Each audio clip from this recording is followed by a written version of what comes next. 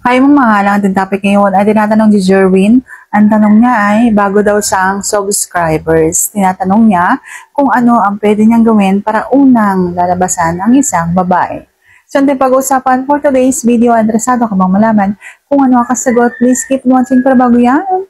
Kung bago ka pa lang sa akin channel, please consider to like this video and subscribe my channel.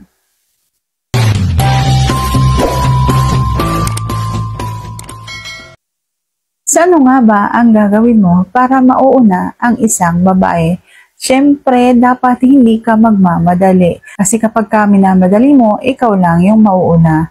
Kasi ang lalaki, mabilis talaga yan malalabasan. Lalo na kapag halimbawang gustong-gusto niya yung ginagawa niya. Ang babae kasi, kailangan ng maraming hagod, maraming pagkayod, maraming pagkiliti ng iyong dila, ng iyong daliri doon sa kanyang bulaklak.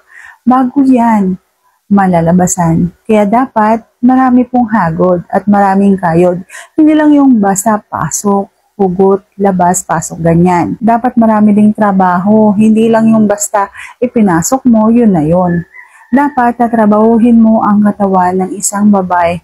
Kung pwede, mula ulo hanggang paa, o kaya naman mula dun sa ulo hanggang dun sa kanyang bulaklak. Wala kang ititira, dapat lahat dadaanan mo ng iyong dila, ng iyong paghaplos hanggang doon sa kanyang bulaklak.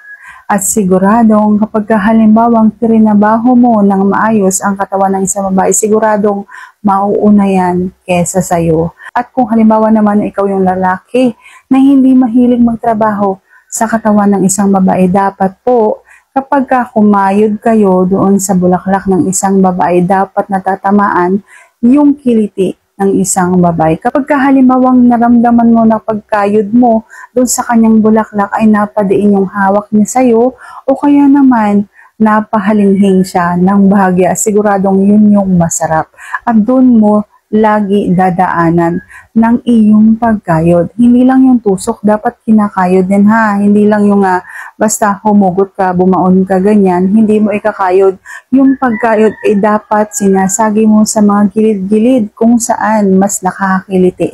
At dapat dadaanan mo yung kanyang pasas para mas masarapan ang isang babae. Mas mabilis pong nilalabasan ng isang babae kapag halimbawang dinadaanan yung kanyang pasas. Kung halimbawang hindi ka marunong daan-daanan yung kanyang pasas, iangat mo yung kanyang balakang doon sa unan. Siguradong magagalaw ng magagalaw, madadaanan yung kanyang pasas at siguradong mabilis yan malalabasan. Subukan po ninyo. Sa lahat ng mga bago dito sa aking channel, baka hindi nyo pa po alam na meron po akong 3 channel. Yan ay ang Aika Mix Vlog, Aika J Vlogs, at Aika J Midnight. Yan po yung aking 3 channel at yan po ako nag-upload. Kaya kung halimbawang naghahanap kayo ng sagot doon sa mga tanong ninyo, baka na-upload ko na po yan doon sa aking ibang channel. Kaya maghanap po kayo doon sa iba. Hindi lang po iisa ang aking channel.